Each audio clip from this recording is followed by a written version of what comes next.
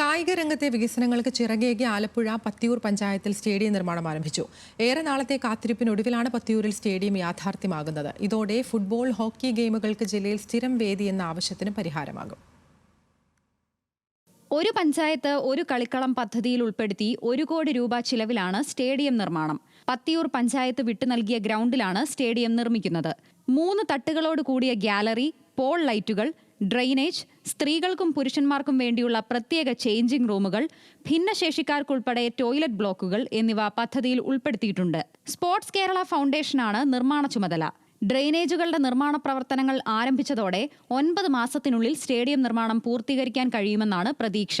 നമ്മുടെ കായംകുളത്ത് 2 സ്റ്റേഡിയങ്ങൾ, ഇൻഡോർ സ്റ്റേഡിയങ്ങൾ ഇപ്പം നടന്നുകൊണ്ടിരിക്കുകയാണ്. എന്നാൽ പല കാരണങ്ങളാൽ കുറച്ച് സാമ്പത്തിക ബുദ്ധിമുട്ടൊക്കെ ആ പദ്ധതിയുടെ ഭാഗമായി വന്നതുകൊണ്ട് കണ്ടല്ലൂരത്തെ പ്രോജക്റ്റും പകുതിക്ക് നിൽക്കുകയാണ്. ഭരണിക്കാവ് പ്രോജക്റ്റ് ഓൾമോസ്റ്റ് 80-90% തീർന്നിട്ടുണ്ട്. അഡീഷണൽ കുറച്ച് എമൗണ്ട് കൂടെ ഉണ്ടെങ്കിൽ നമുക്ക് പൂർത്തിയാക്കാൻ പറ്റുള്ളൂ. അപ്പോൾ നിലവിൽ ഏകദേശം 3 സ്ഥലത്തായിട്ട് 3 പ്രോജക്റ്റാണ് നമുക്ക് റെഡി ആയിക്കൊണ്ടിരിക്കുന്നത്.